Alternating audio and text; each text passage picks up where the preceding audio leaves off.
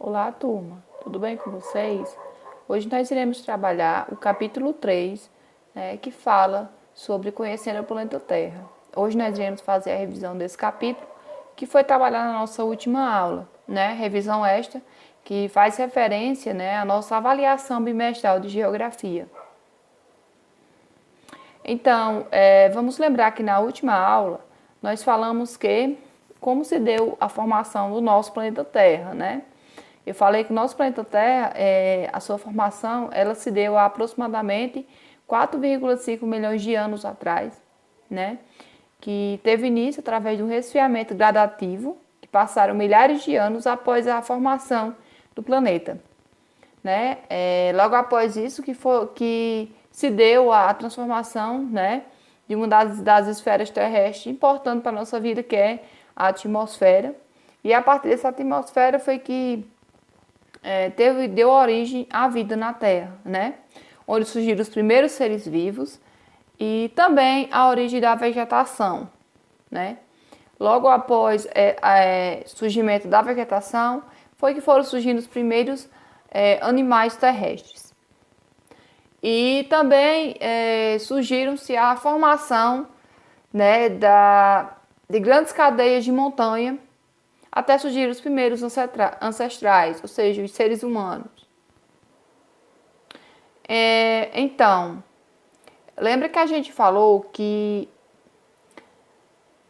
a diferença entre o tempo geológico e o tempo histórico, Então, para a formação do nosso planeta Terra, é preciso também saber a diferença entre esses dois tipos de tempo, O tempo geológico, ele se refere ao processo de surgimento e de formação do nosso planeta Terra, Ou seja, as eras geológicas que foram importantes para a formação do nosso planeta, E também o tempo histórico, O tempo histórico, ele faz referência, ao surgimento das civilizações humanas e a sua capacidade de comunicação na escrita. Então, os primeiros seres, os primeiros ancestrais até a nossa sociedade atual, Então, esse tempo histórico, ele está relacionado às civilizações humanas.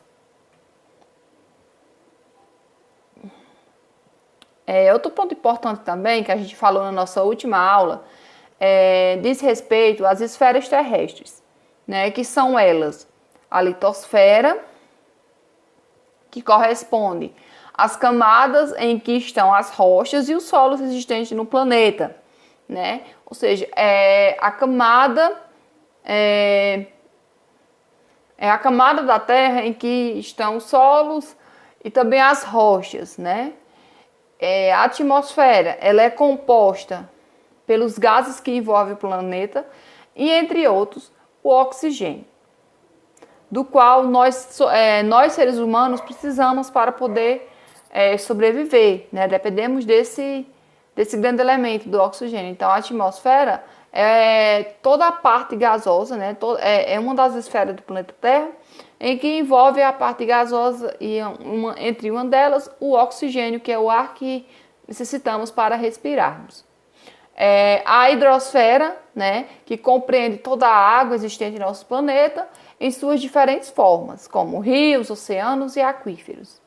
E a biosfera, que é outra esfera terrestre, sendo esta composta pelo agrupamento de todos os elementos naturais que favorecem e dão condições para a manutenção da vida no nosso planeta.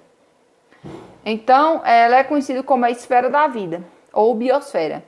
Portanto, pelo fato dela ser constituída, por todos esses elementos naturais que são de extrema importância para a nossa vida na Terra. Nesse caso, então, a hidrosfera, a atmosfera e a litosfera, certo? Aqui é só uma demonstração do nosso sistema solar, Os planetas, que compõem o nosso sistema. Aí está em ordem, O primeiro, o Mercúrio, depois Vênus, a Terra, Marte, Júpiter, Saturno, Urano e Netuno. Agora nós vamos relembrar novamente quais são os movimentos que o nosso planeta Terra ele realiza, que são eles o movimento de rotação e translação, que eu vou explicar agora. Então, o movimento de rotação, né?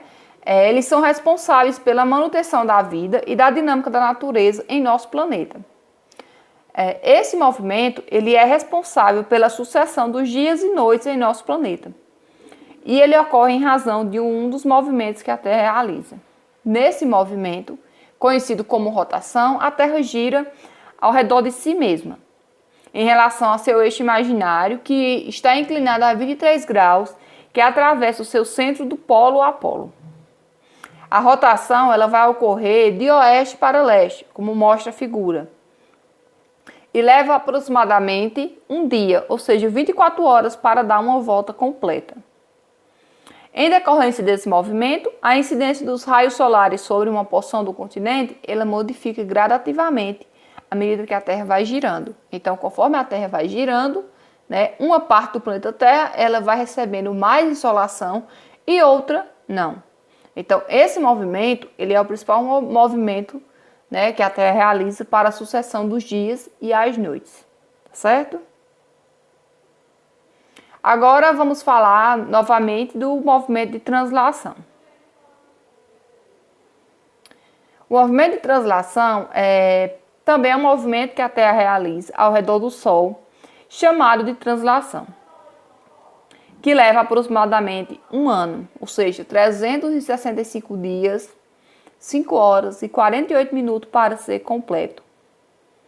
Ao longo desse percurso, em razão da órbita elíptica que ocorre, a inclinação de seu eixo de rotação, algumas regiões do nosso planeta recebem quantidades diferentes de radiação solar em determinados períodos do ano. Essa distribuição desigual da radiação, ela contribui para a existência das 4 estações, que são elas: primavera, verão, outono e inverno.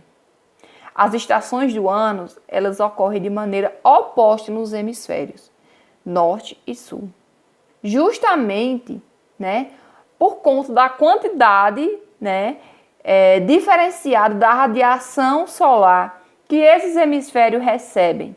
Então, por isso, enquanto o hemisfério norte ele é inverno, no hemisfério sul é verão, e assim sucessivamente.